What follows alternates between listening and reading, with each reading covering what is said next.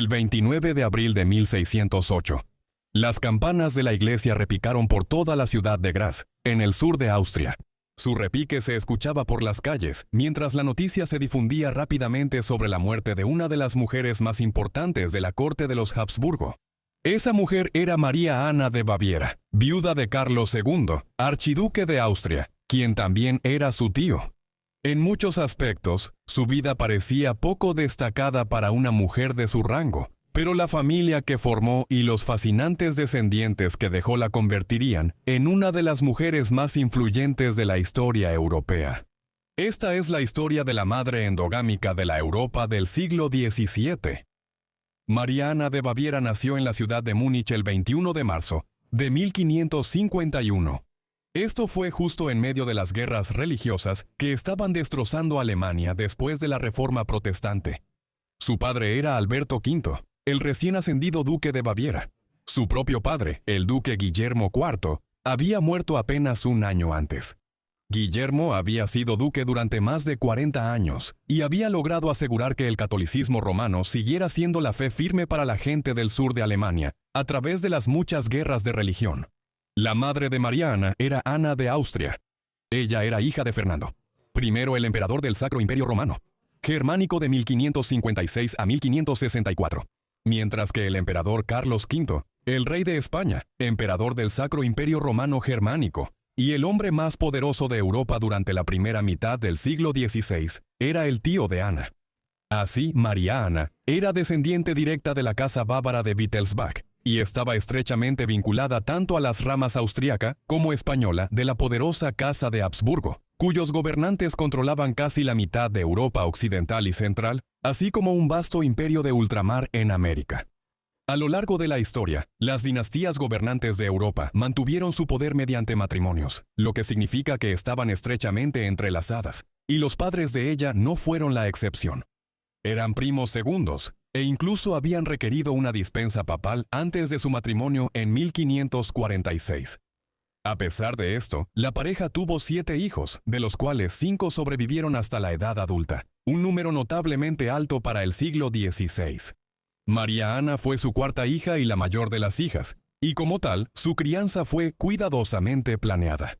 A mediados del siglo XVI, nuevas ideas sobre el comportamiento cortesano y la educación, en gran parte influenciadas por el libro El cortesano de Baldassare Castiglione, se habían difundido por las cortes europeas. La obra ofrecía una guía detallada sobre la etiqueta adecuada, el habla y la educación ideal para los miembros de la nobleza, incluidas jóvenes como María Ana que crecían en Múnich. Siguiendo estos ideales, recibió una educación refinada, cortesana, profundamente católica y disciplinada, que la prepararía para un matrimonio políticamente ventajoso, para fortalecer la posición de su familia. Estudió idiomas como latín e italiano junto con música y danza. Incluso es posible que haya recibido instrucción musical del renombrado compositor flamenco Orlando di Lascelles, quien pasó gran parte de su carrera temprana en Italia antes de establecerse en Múnich alrededor de 1558 en la corte de su padre. Sin embargo, ninguna educación podría prepararla para el inusual matrimonio en el que pronto entraría. En la Europa de la Edad Moderna, era común que las familias reales y aristocráticas comenzaran a discutir posibles alianzas matrimoniales cuando sus hijos aún eran muy pequeños, a veces incluso en la primera infancia. Todo se trataba de formar las mejores alianzas familiares y diplomáticas posibles. Pero, en el caso de María Ana, esto no sucedió, al menos que sepamos. Quizás simplemente se debía a que el estado político de Alemania estaba tan desordenado. Un gobernante como Alberto V no quería prometer la mano de su hija en matrimonio al hijo de algún señor alemán, solo para descubrir 10 años después, cuando llegara el momento de solemnizar el matrimonio, que el novio de repente había decidido convertirse en protestante mientras tanto. La religión había complicado todo. En cambio, el matrimonio de María Ana solo se discutió formalmente a partir de finales de la década de 1560, cuando ella se acercaba a sus 20 años. Inicialmente hubo discusiones para que se casara con Juan Segismundo Sapoya, el primer príncipe de Transilvania, pero esto nunca se concretó. El 22 de febrero de 1568, el hermano mayor de María Ana, Guillermo V, el futuro duque de Baviera, se casó con Renata de Lorena en una gran y elaborada ceremonia en Múnich. Las celebraciones duraron 18 días, y fue entonces cuando María Ana conoció por primera vez a Carlos II, archiduque de Austria. Durante las festividades, se dice que el archiduque desarrolló un gran afecto por ella. Él era aproximadamente 10 años mayor que ella, y también era su tío, ya que era el hermano menor de la madre de María Ana, la archiduquesa Ana de Austria. Hoy en día, una unión tan cercana sorprendería a casi cualquiera.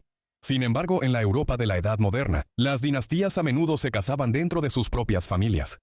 Los matrimonios entre primos eran comunes, e incluso que un tío se casara con su sobrina, aunque mucho más controvertido, no era algo inaudito. Por ejemplo, solo unos años antes, el rey Felipe II de España se casó con su propia sobrina, Ana de Austria. Por lo tanto, no pasó mucho tiempo antes de que comenzaran las negociaciones entre el duque Alberto y Maximiliano II. Maximiliano II era el hermano mayor de Ana y Carlos, habiendo sucedido a su padre, el emperador del Sacro Imperio Romano Germánico Fernando I, en 1564 tras su muerte. Era un gobernante extraño, cuya perspectiva religiosa sigue siendo incierta hasta el día de hoy. Posiblemente era un protestante moderado, aunque tuvo cuidado de no expresarlo si ese era el caso. Quería traer la paz a las tierras alemanas que formaban parte del Sacro Imperio Romano, y percibía esta alianza matrimonial como una buena manera de lograrlo. El padre de María Ana, Alberto V, duque de Baviera, por otro lado, era un católico acérrimo, que esperaba que la unión fortaleciera los lazos con la Casa de Habsburgo y reforzara la causa católica dentro de sus territorios. Con los intereses políticos y dinásticos alineados, el matrimonio fue aprobado, pero quedaba un obstáculo en su camino. Debido a que la pareja era tío y sobrina, su unión caía dentro de los grados prohibidos de parentesco por la Iglesia, y era considerada un matrimonio incestuoso, según el derecho canónico. Por lo tanto, necesitaban una dispensa papal especial para poder casarse. Dada la inmensa influencia de la Casa de Habsburgo, obtener ese permiso no representó mayor obstáculo, y una vez que fue concedido por el Papa Pío V, la pareja pudo casarse. Así que, el 26 de agosto de 1571, la veinteañera María Ana se casó con su tío, el archiduque Carlos II de 30 años, gobernante de la Austria Interior, las tierras de los Habsburgos centradas en Estiria. Se celebraron magníficas festividades en Viena para conmemorar la ocasión. Poco después, el 10 de septiembre de 1571, los recién casados hicieron su entrada ceremonial en Graz, donde 7 días de fastuosas festividades dieron la bienvenida a su llegada. Los recién casados harían de Graz su hogar. Aunque los Habsburgo austriacos teóricamente gobernaban desde Viena, la rama menor de la familia que controlaba la Austria Interior y Estiria mantenía una corte separada en la ciudad de Graz. Esta era una capital regional semimilitar. Los turcos otomanos habían conquistado la mayor parte de los Balcanes en los siglos XV y principios del XVI. Y para cuando María Ana llegó aquí para asumir su puesto como archiduquesa de Austria Interior, la ciudad estaba centrada en una gran fortaleza en la colina Schlossberg. Para una mujer que había crecido en la tranquilidad de la corte de su padre en Múnich, debió de ser un choque cultural encontrarse viviendo en esta frontera militar, en una ciudad llena de mercenarios y soldados. Aquí, María Ana a menudo presidía las actividades cotidianas de la corte y ejercía una influencia política significativa, especialmente mientras su esposo dirigía campañas militares hacia el sur. Esta realidad fronteriza se reflejaba en la propia fundación de Karlovac, en la actual Croacia, una ciudad fortaleza establecida por su esposo, y que lleva su nombre, para defender la Austria Interior contra el avance de los turcos otomanos. Aparte de esto, mientras Carlos II estaba fuera en campaña, María Ana se convirtió en una devota mecenas de la Iglesia, apoyando a los jesuitas y fomentando la música y la vida religiosa dentro de la corte. Profundamente piadosa, también participó en varias peregrinaciones y promovió activamente la contrarreforma en toda Estiria. La archiduquesa, que amaba viajar, acompañaba frecuentemente a su esposo en sus viajes y giras diplomáticas, llegando incluso a aventurarse a cortes lejanas como Polonia, España y Transilvania. Sin embargo, a pesar de estos viajes y de sus numerosos deberes religiosos y políticos, un papel por encima de todos llegaría a definir su vida y asegurar su lugar en la historia europea: la maternidad. María Ana pasaría gran parte de su matrimonio embarazada y, como pronto veremos, dio a luz a hijos que darían forma a las casas gobernantes de Europa. Como ocurría con muchas mujeres reales y aristocráticas de su época, el valor de María Ana se medía en gran parte por su capacidad para tener hijos. La mortalidad infantil seguía siendo trágicamente alta, y enfermedades como la viruela cobraban incontables vidas incluso durante la adolescencia y la adultez temprana. Para que una dinastía real sobreviviera, a menudo se pensaba que se necesitaban al menos 5 o 6 hijos con el tiempo para asegurar la continuación de la línea familiar. En este sentido, María Ana ciertamente no decepcionó. Desde que se casó con Carlos en 1571, estuvo casi constantemente embarazada. En el transcurso de solo 18 años, la pareja tuvo 15 hijos. Aún más notable fue cuántos sobrevivieron. 12 de sus hijos sobrevivieron más allá de la infancia, un número inusualmente alto para el siglo XVI. Y considerando que el matrimonio en sí unió a su tío y sobrina, una unión dinástica cercana y profundamente endogámica, típica de la poderosa Casa de Habsburgo, la supervivencia y la relativa salud de tantos de sus descendientes fue nada menos que extraordinaria. María Ana crió a su numerosa familia con gran diligencia, aunque también con considerable severidad. Profundamente religiosa como su esposo, se interesó mucho en la educación y crianza de sus hijos. Al mismo tiempo, compartía muchas de las pasiones aristocráticas de su época, mostrando afición por la extravagancia cortesana y la caza. A medida que sus hijos crecieron, también desempeñó un papel importante en la organización de su futuro, casando cuidadosamente a varias de sus hijas con poderosas dinastías europeas en alianzas políticamente astutas. Lo que hace esto particularmente impactante es que muchos de estos hijos llegarían a ocupar algunos de los puestos más influyentes en la Europa del siglo XVII. A través de ellos, la línea de sangre de María Ana se extendió por todo el continente, fortaleciendo el alcance de la poderosa Casa de Habsburgo. En muchos sentidos, realmente se convirtió en lo que los historiadores a veces han llamado la madre de la Europa del siglo XVII. No hay suficiente tiempo para examinar a todos sus hijos aquí, pero echemos un vistazo más de cerca a algunos de los más destacados. La hija mayor sobreviviente de María Ana y Carlos fue Ana, nacida en 1573. En 1592, ella se casó con el rey Segismundo III de la Casa de Wasa, la familia real polaca. Aunque el matrimonio fue breve, ya que ella murió prematuramente en Varsovia en 1598, fue suficiente para que diera a luz a Vladislao IV, quien gobernó Polonia entre 1632 y 1648. Así, María Ana fue progenitora de algunos de los reyes de Polonia y grandes duques de Lituania. La segunda hija mayor de María Ana, María Cristina, nació en 1574 y se casó con Segismundo Báthory, el príncipe de Transilvania, en 1595. Sin embargo, la unión resultó desastrosa. El matrimonio fue infeliz, no tuvo hijos y finalmente fue anulado después de solo unos pocos años. El hijo más importante de María Ana fue su hijo mayor sobreviviente, Fernando. En 1619, después de que la rama mayor de los Habsburgo austriacos se extinguiera, heredó el título de archiduque de Austria y se convirtió en emperador del Sacro Imperio Romano. El hijo de Fernando, Fernando III, a su vez lo sucedió, gobernando las tierras de los Habsburgo y sirviendo como emperador del Sacro Imperio Romano. A través de esta línea, los descendientes de María Ana continuaron desempeñando un papel central en la política europea durante siglos. De hecho, los gobernantes de Austria hasta el final de la monarquía de los Habsburgo, en 1918, trazaron su linaje hasta ella a través de la rama de Fernando de la familia. Otra hija de María Ana, Margarita de Austria, se casó con el rey Felipe III de España en 1599. A través de ese matrimonio, María Ana fue abuela del rey Felipe IV de España, quien gobernó el reino hasta 1665 y, por supuesto, fue bisabuela del último rey Habsburgo de España, Carlos II.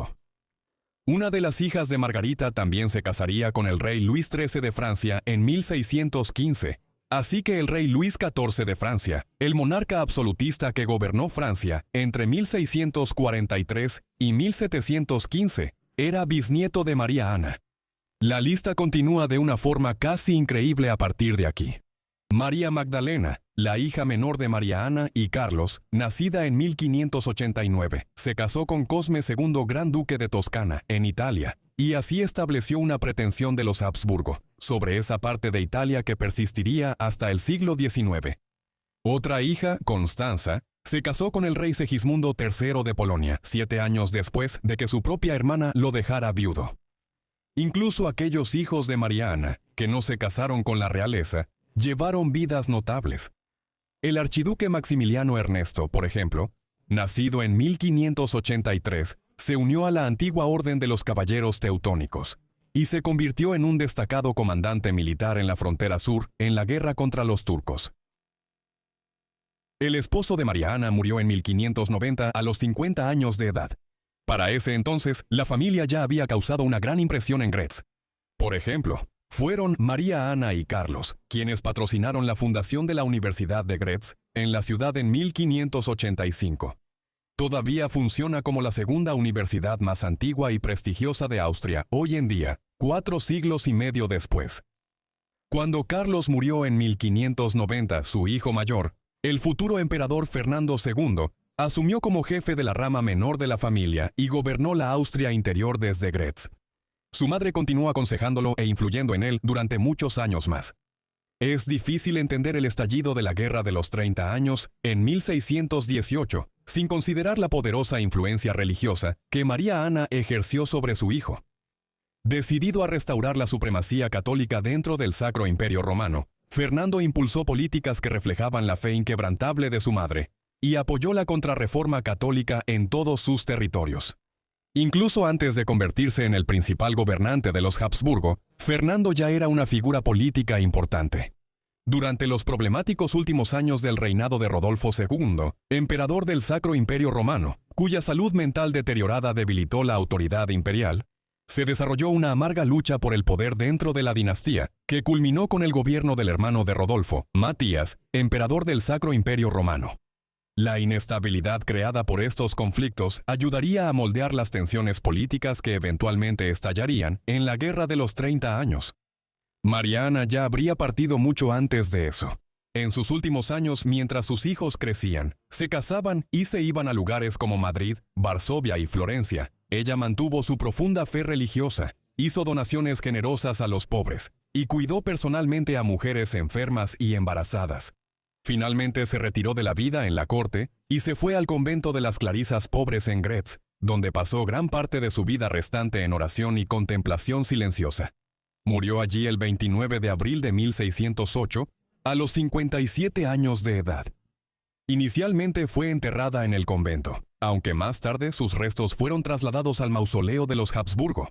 Durante el siguiente siglo, sus nietos y bisnietos gobernarían reinos y estados desde capitales como Viena, Madrid, París, Varsovia y Toscana. A través de ellos, su sangre se extendió por las casas gobernantes de Europa, y así se convirtió en la madre de la Europa del siglo XVII. Muchas gracias a todos por ver este video sobre María Ana de Baviera. Espero que lo hayan encontrado interesante.